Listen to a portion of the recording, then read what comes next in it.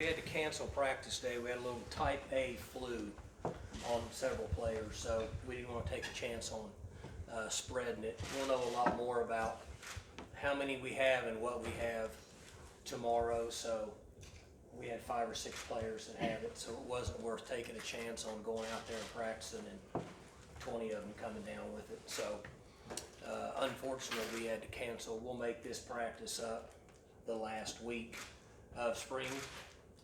Prior to the spring game. So that's why I brought you guys over here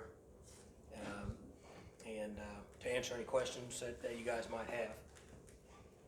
With obviously, COVID still being a thing, was that a scary thing before you got everybody figured out what was going on? No, it's none of it was COVID Right. looking, feeling, or whatever. It's just type A flu. So, but it can be very contagious. And we can get it under control in 36 hours in most cases with these guys. But if we go over here and end up with 15 more, then it's probably not a very smart move. Do you feel better prepared, considering everything we've been through the last few years, to handle something like that? Even if it's not COVID? I mean, forever flu was flu, right? Yeah. We got the flu, you went home, when your fever went down, you went back to school. So that's kind of what we're doing right now, is making sure that these guys get over those symptoms that keep them from potentially spreading it. And because we're not trying to get ready to play game Saturday anyway. If we were going to play Saturday, unfortunately, we'd have to send them all home and we'd have to go practice and do the best we can. But now we have the luxury of not going over there.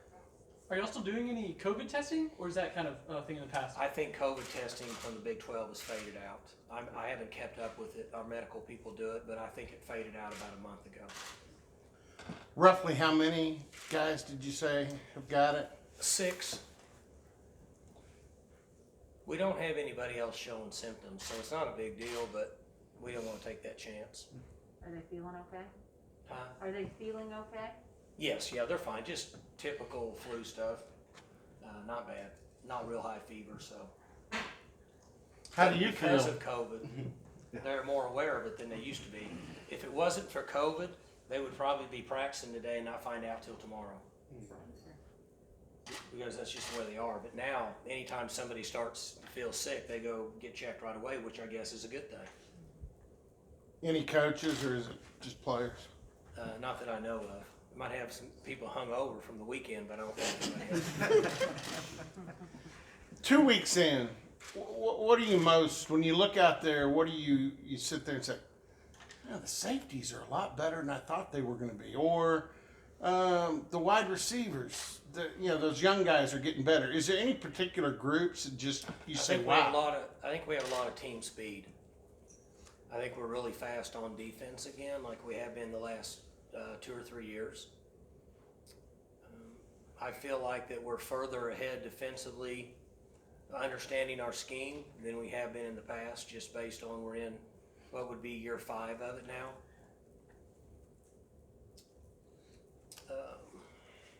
The rest of it would be what I would call a pretty routine spring ball. How have Corey and Jabbar kind of progressed the last 2 weeks in the corner? They're doing fine. Those guys got a lot of work last year in practice, and toward the latter part of the season, they got some quality game reps, both of them in the bowl game, quality game reps. So they're doing well.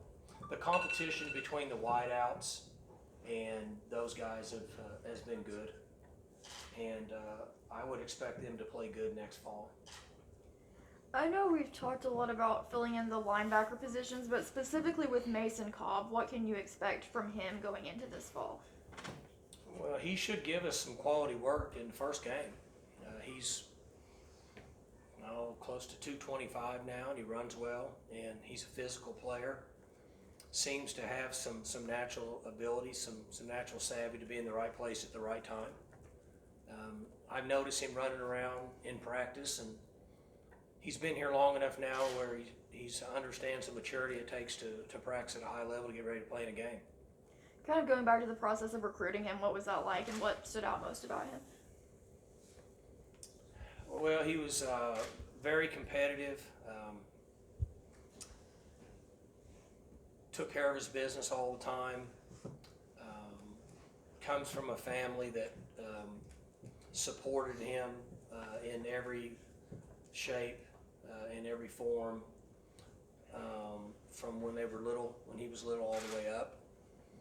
And people that were around him at the school talked about his competitive nature, and that's why we got locked on him pretty quick.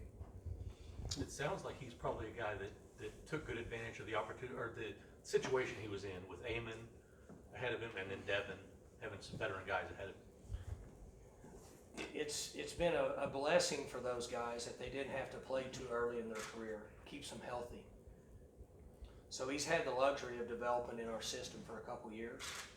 Sometimes we don't have that luxury anymore with players that go out early in their career, and that's when they are at risk to be injured because their bodies just aren't ready to play at this level.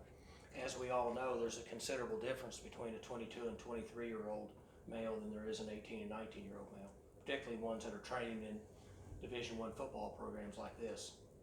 So it was an advantage for him to be under those guys for a couple years. I mentioned this to the staff a number of times, and I'll say it to you guys, that most time when a young man's going into his third year is when you start to see him take some steps and show some maturity and be physical enough to play at this level, and that's where he's at. He's been here a couple years now, and he's starting to mature. Mike, over the years, have you changed your opinion of special teams? How aggressive you should be? What a priority it should be? Has that changed as your talent level goes up or down, or the change of the game? Do you see it any different? We put more time in special teams over the last 3 or 4 years than we did in my first 15 years, I would say. I've learned quite a bit about special teams. That part of the game gave me something to do, to help study and compare notes with our special teams guys and put a plan together. It's an interesting part of the game, the standpoint of when you mention being aggressive or not being aggressive. It's almost like, it's very similar to what it was like on offense. You have to be aggressive enough to give yourself a chance, but you know, the first time you go after a punt and you rough the punter, give him the ball back, then you give them a chance to win, and basically what I would call an unforced error. So it's very similar to game planning on offense for me, in that there's a considerable amount of information and concepts and schemes in special teams. I was unaware of that until I started paying attention to it, but it is intriguing, and it is a fun aspect of the game. And back when you're scoring 50 points a game, does that make you think, let's not go returning punts, let's just fair catch it and let the offense back on the field, that kind of thing? Well, 100%. If you're good enough to where if you just want to get the ball back, then you're going to be very vanilla on special teams. If you feel like you need to try to steal a touchdown, like Coach Snyder used to do at Kansas State, was going to try to beat you in penalty yards and then steal a touchdown in special teams, then obviously I would think you would want to be a little more in-depth in your concepts, which obviously you have a lot more time in practice. And so last year, you specifically, but a lot of people, defenses sort of rose up. Does that make you think maybe we need to see if we can break a 20-yard return or something? We were more aggressive the last couple years on special teams than we have been in the past. A couple years ago, we tried to block a lot of punts. We didn't feel like we really had a threat to return one, so we said we might as well try to block one. Our return game has gotten better over the last couple years, so we haven't tried to block as many punts and just try to set up returns. Fortunately, we've been pretty good on covering punts and kicks because, well, one, we use the Australian punt and it hangs in the air forever, so we don't get a lot of returns against us, which is what I like. And then on our kickoffs, we've gotten good hang time, and we haven't really had to defend a lot of kickoffs, returns I should say, because most of the time we're inside the 30-yard line. 6 of our 10 guys who are covering, the other guy's the safety. I thought somebody'd say you didn't even know we played with 11, but 6 of the 10 guys that are in a real coverage mode, they're inside the 30 most of the time, so we were pretty fortunate in that area.